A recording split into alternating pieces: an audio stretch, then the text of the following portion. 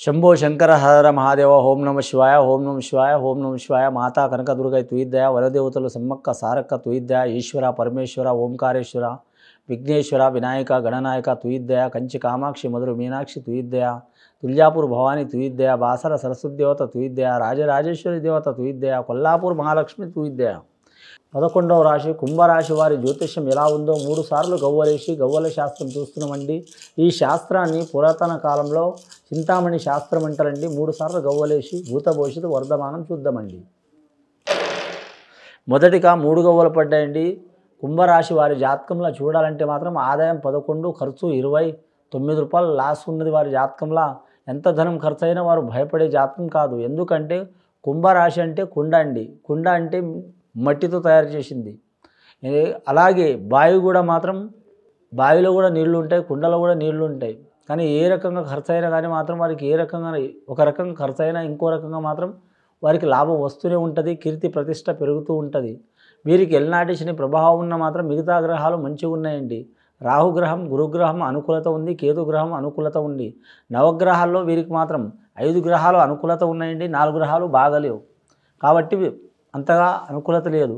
కాబట్టి వీరి జాతక బలంలో చూడాలంటే మాత్రం వీరు ఎవరికి పూజ చేసినా చేయకపోయినా మాత్రం ఖచ్చితంగా కులదేవత ఎవరైనా అమ్మవారు ఉంటే కనకదుర్గమ్మ కావచ్చు, రేణుక ఎల్లమ్మ కావచ్చు, పోచమ్మ నల్ల పోచమ్మ కావచ్చు, పోలేరమ్మ కావచ్చు, ఏడుపాయల ఎల్లమ్మ కావచ్చు, రాజరాజేశ్వరి దేవత కావచ్చు, జోగులాంబ అమ్మవారు కావచ్చు, కాళికా మాత కావచ్చు, లేదా మాత్రం వీరి జాతకంలో చూడాలంటే మాత్రం ముఖ్యంగా కనక మహాలక్ష్మి దేవత కావచ్చు, మహాలక్ష్మి దేవత కావచ్చు, అష్టలక్ష్మి దేవత కావచ్చు, కలకత్తా కాళీ కావచ్చు, వైష్ణవి దేవత కావచ్చు. అమ్మవార్లు చెప్పాలంటే 18 పీటల్లో మాత్రం అనంతకోటి దేవతల పేర్లు ఉన్నాయండి. శాంత దేవతలకు మాత్రం పౌర్ణమి ఘడియల పూజ చేయాలి, లేదా మాత్రం సప్తమి ఘడియల పూజ చేయాలి. చాలా వరకు పూజా ఫలితం లభిస్తుంది. అందులో స్త్రీలకు మాత్రం శ్రావణ మాసంలో చేయాలండి. ఆషాఢంలో చేయొచ్చు, శ్రావణంలో చేయొచ్చు. తప్పితే అది మిస్ అయిందనుకో మాత్రం అశ్విత మాసంలో మాత్రం 9 వారాలు చేయొచ్చండి, 9 రోజులు చేయొచ్చండి. 9 రోజులు చేసి 10వ రోజు మాత్రం ఖడ్గమాల పూజ చేస్తే చాలా మంచిది. ఖడ్గమాల అంటే మనకు సంబంధించిన మన వృత్తికి సంబంధించిన ఏ వస్తువు ఉందో అదే ఖడ్గం అండి, దానికి పూజ చేయొచ్చు. కానీ మాత్రం ముఖ్యంగా వీరి జాతకంలో శుభయోగం చాలా ఉంది. శతతార శతభిష నక్షత్రం వారికి నరదిష్టి చాలా ఉంది. ఆ నరదిష్టి పోవడానికి మాత్రం ఎవరి వల్ల కాదండి. దయ్యం, భూతం, మంత్రం, తంత్రం, చెడుపు, చేతబడి కంటే నరదిష్టి చాలా పెద్దది. కాబట్టి లక్ష్మీ నరసింహస్వామి పూజ చేయాలి. వీలైతే సుదర్శన యాగం చేయాలి. లేదా లక్ష్మీ నరసింహస్వామిది మాత్రం ఇంట్లో శనివారం పూజ చేయాలి. శనివారం నియమం ఉండాలి, నీసు వాడొద్దండి. 2వసారి గవ్వలేస్తామండి వారి పేరు మీద ఎలా ఉందో.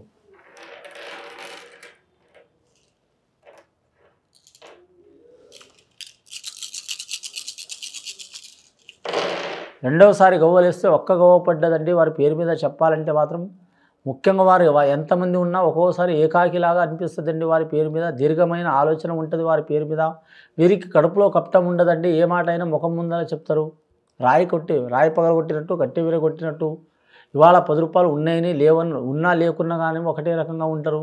ఇంకోటి వీరి కాడ ఏంటంటే మాత్రం ఎవరితో ఎలా ప్రవర్తించాలో ఖచ్చితంగా అలాగే ప్రవర్తిస్తారు. మంచివారి కాడ మంచివారి లెక్క, మూర్ఖుల కాడ మూర్ఖుల లెక్క, పెద్దల కాడ పెద్దల లెక్క, పిల్లల కాడ పిల్లల లెక్క. వీరు చేసుకున్న భార్య నుంచి చాలా వరకు వీరికి ఇబ్బంది ఉంటుంది, అలాగే అదృష్టం కూడా ఉంటుంది. వీరికి తల్లిదండ్రుల ఆస్తి కంటే అత్తమాల ఆస్తి మాత్రం కలిసి వచ్చే అవకాశం ఉంటుందండి. ఆడవారు కావచ్చు, మగవారు కావచ్చు, గుర్తుపెట్టుకోండి. తల్లిదండ్రుల సైడు కంటే అత్తమాల దిక్కు నుంచి ఆస్తి వచ్చే అవకాశం ఉంటుందండి. అది ఆడవారికైనా మగవారికైనా. స్నేహితులు ఎక్కువ ఉంటారు వీరికి. వీరికి శత్రువులు అంటూ ఎవరు ఉండరు. కానీ వీరి ఎంట ఉన్న వాళ్ళే ప్రాణమిత్రులే వీరికి చాలా వరకు శత్రువులు తయారయ్యే అవకాశం ఉందండి. వీరి కాడ రహస్యం దాగదు. దీని మూలంగా చాలా ఇబ్బందులు వస్తాయి. అంటే వీరి కాడ రహస్యం దాచి కడుపులో పెట్టుకున్నారనుకో కడుపును వస్తుంది. అది అందువలన ఎవరికో ఒకరికి చెప్తారు. ఒకరు పోయి నలుగురు చెప్తారు, నలుగురు పోయి 40 మంది పోయి 400 అయి ఇబ్బంది అయ్యే అవకాశం ఉందండి. అందువలన మాత్రం ఇంటి గుట్టు మాత్రం చెప్పవద్దు. ఇంటి గుట్టు చెప్పే విషయం వీళ్ళ కాడ ఉంటుంది, చాలా జాగ్రత్తగా ఉండాలి. ఇంకోటి వీరి జాతకంలో గవర్నమెంట్ ఆఫీసర్లలో చూస్తే మాత్రం ఏ ఉద్యోగస్తులకైనా చాలా వరకు మాత్రం అంతగా అనుకూలత లేదండి, ఇబ్బందులు ఉన్నాయండి. ఆ ఇబ్బందులు తొలగిపోయే అవకాశాలు ఉన్నాయి. ఆ ఇబ్బందులు తొలగిపోవాలంటే మాత్రం ఖచ్చితంగా వీరు ఎవరు పూజ చేసినా చేయకపోయినా చెప్పినా ఇందాక అష్టదశ పీఠలో అమ్మవారిలో పూజ చేస్తే చాలా మంచిదండి. 3వసారి గవ్వలేద్దామండి. ఇప్పటివరకు 4 గవ్వలు పడ్డాయి. రాహు మార్గదర్శ గవ్వలు.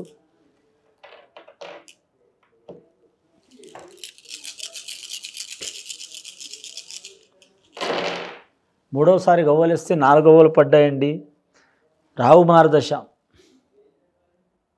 ఒకటి సూర్య మహర్దశ, ఒకటి గురు మహర్దశ, ఒకటి రాహు మహర్దశ. సూర్య మహర్దశ అంటే ఏంటి? రాజకీయ నాయకులకు కలిసి వస్తుంది.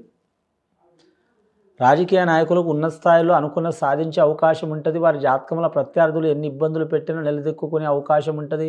అలాగే వారు కోరుకున్న నియోజకవర్గం నుంచి ఫ్యూచర్లో మాత్రం పోటీ చేస్తారు. అలాగే వారు ఉంటున్న నియోజకవర్గంలో ఖచ్చితంగా అభివృద్ధి చేస్తారు. యోగ బలం ఉంటుంది. ఆ తర్వాత 4 గవ్వలు పడ్డాయండి. 4 గవ్వలు అంటే మాత్రం వీరు నలుగురిలో ఎక్కడ పోయినా మాత్రం నెగ్గుకొచ్చే అవకాశం ఉన్నదండి. అన్నీ లెక్క పెడితే 8 గవ్వలు పడ్డాయండి.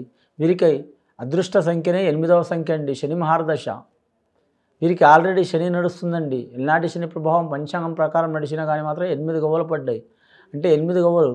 వీరికి లాస్ట్ ఘడియలో శని నడుస్తుంది. ఈ శనికి మాత్రం వీరు ఏదన్నా ఒక రకంగా పూజ చేస్తే చాలా మంచిది. అలాగే మాత్రం సద్బ్రాహ్మణులతో మాత్రం శనేశ్వరునికి మాత్రం పూజ చేపిస్తే వీరికి చాలా మంచిదండి. సద్బ్రాహ్మణులతో పూజ చేపిస్తే చాలా వరకు చాలా మంచిది వీరి పేరు మీద. ముఖ్యంగా నమ్మిన మిత్రులు సాయం చేసే అవకాశం ఉంది.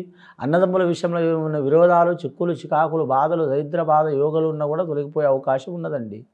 ఇంకోటి మాత్రం వ్యవసాయ విషయంలో మాత్రం ఏమన్నా మాత్రం పెద్దల ఆస్తి ఉంటే అది కలిసి వచ్చే అవకాశం ఉంటుంది. సరిహద్దులో ఏమైనా ప్రాబ్లం ఉంటే అది తప్పకుండా వీరికి విజయం వరించే అవకాశం ఉంది, లేదా రాజుకు వచ్చే అవకాశం ఉంది. రెండవది పాడి పరిశ్రమ రంగంలో కూడా కలిసి వస్తుంది. మూడవది మాత్రం చెరువు వ్యాపారం, చేపల వ్యాపారంలో కానీ మందగూడితనం ఉంటుందండి. కొత్తగా వృత్తులు మాత్రం మొదలు పెట్టవద్దు. 8 గవ్వలు పడ్డాయి. అష్టైశ్వర్యాలు పడైనా సరే మాత్రం అష్ట కష్టాలు పడైనా సరే అష్టైశ్వర్యాలు సంపాదించుకునే యోగం ఉన్నదండి వీరి పేరు మీద. ముఖ్యంగా వీరు శనేశ్వరులకు, అమ్మవార్లకు పూజ చేస్తే, శాంతి చేపిస్తే చాలా వరకు శుభయోగం అవుతుంది. ఇది విని చూసి ఆచరించే వారికి, కుంభరాశి వారికి చాలా వరకు శుభయోగాలు కలుగుతాయండి. శుభం భూయత్.